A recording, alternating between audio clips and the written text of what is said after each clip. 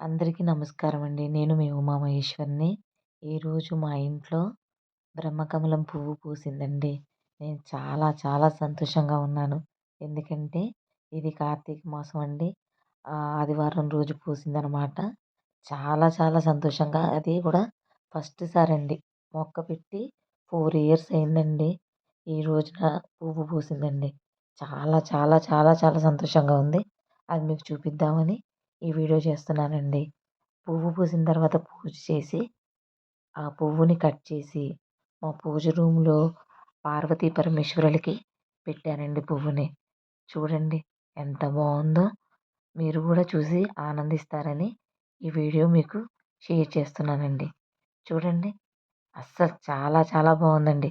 First సారి పూసిన బ్రహ్మకమలం పువ్వండి. 7:30కి పూసేసిందండి మా పువ్వు. ఉంటానండి. మీ ఉమామహేశ్వరి.